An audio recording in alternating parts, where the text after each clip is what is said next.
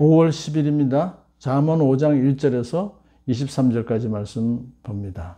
지혜자인 솔로몬이 아들에게 말합니다. 음행하는 자의 입술에서는 꿀이 떨어지고 그 말은 기름보다 매끄럽지만, 그렇게 가모니설로 화려한 그런 언행으로 이제 남자들을 유혹하는 거죠.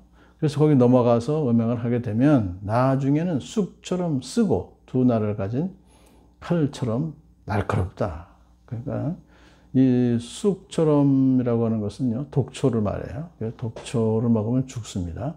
두 날을 가진 칼은 아주 영혼을 아주 치명상을 입히는 그런 사용하는 것, 그런데 사용하는 것이니까 결국에는 사망에 이르게 된다고 말해요. 그 여자의 발은 죽을 곳으로 내려간다.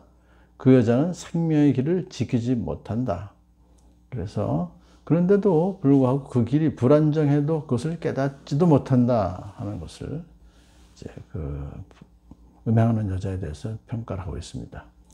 그러므로 내 아들아, 내 길에서 그 여자를 멀리 떨어져 있게 하여라. 멀리 해라 이거죠. 그 여자의 집 문 가까이도 가지 말아라. 자, 하면서 이제 만일에 그렇지 않으면 음행하는 여자에게 빠져버리게 되면 어떻게 될까요?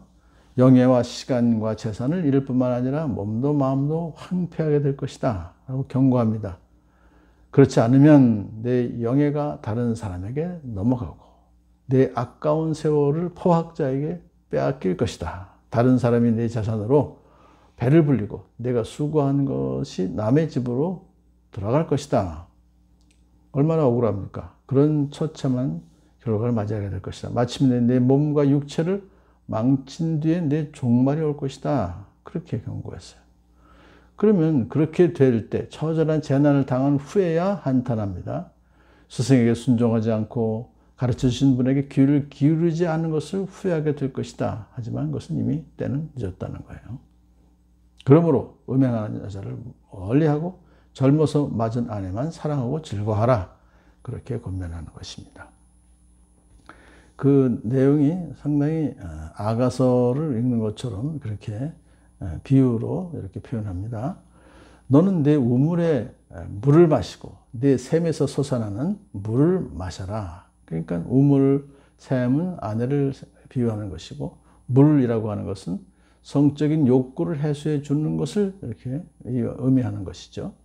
그러니까 아내는 마치 갈증을 해소해 주는 신선한 물처럼 남편의 성적 욕구를 만족시켜 주기 때문에 부부간의 성적 즐거움을 나누라. 그래야 할 때 비로소 음행의 유혹을 또 피할 수 있게 해주는 거예요. 자, 어찌하여 내 샘물을 바깥으로 흘러보내며 그 물줄기를 거리로 흘려보내느냐? 그러면 안 된다는 거죠.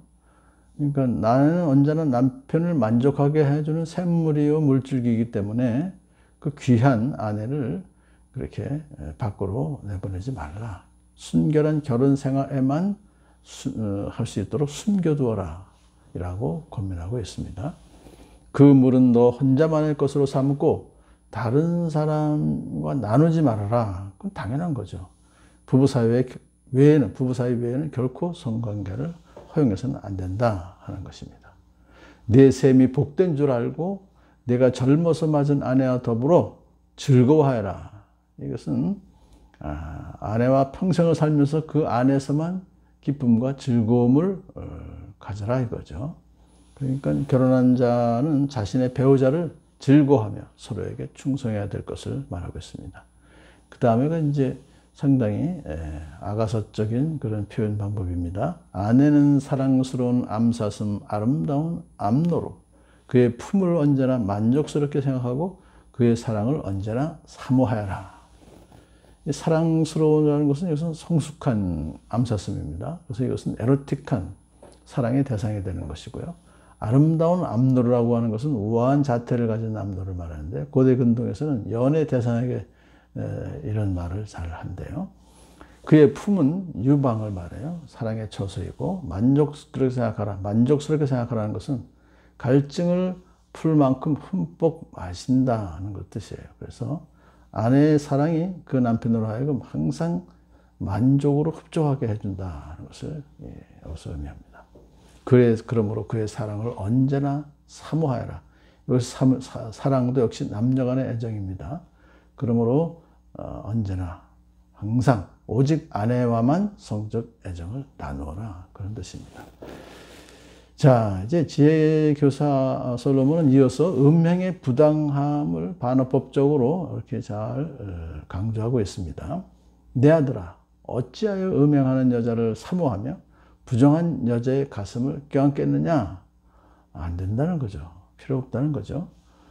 그리고 그 이유는 뭐냐 하니까 주님의 눈은 사람의 길을 지켜보시며 그 모든 길을 살펴보신다. 그거예요. 그러니까 이 원래 음행이라는 것은 사람 눈을 피해서 은밀히 진행되죠. 골방에서 이것이 음행이 진행되는데 하나님의 눈은 그걸 사람의 길을 다 지켜보시고 그 모든 길을 살펴보시기 때문에 하나님의 눈을 피할 수가 없다는 겁니다. 다 드러나게 되어 있다. 하나님께는 다 드러나게 되어 있기 때문에 하나님의 심판을 피할 수가 없다 하는 것입니다. 그래서 죄악을 행하는 자는 스스로 징계를 자초하게 마련이라는 거예요. 그러므로 여기서 이 주님의 눈은 사람의 길을 지켜보신다 할 때 사람은 결국은 음행하는 여자에게 빠진 자를 말해요. 그러니까 아들한테 이것을 경고하는 거죠. 그러므로 음행은 사람에 대한 죄악이 이전에 하나님을 향한 중죄입니다. 하나님은 가장 혐오하는 죄 중에 하나가 바로 음행이기 때문에 그렇습니다. 그러므로 하나님의 심판을 피할 수가 없다는 것입니다. 악인은 자기 악에 걸리고 자기 죄의 올무에 걸려들어서 훈계를 받지 않아서 죽고 너무나 미련하여 길을 잃는다. 결국 하나님의 심판을 피할 수가 없게 된다는 것입니다.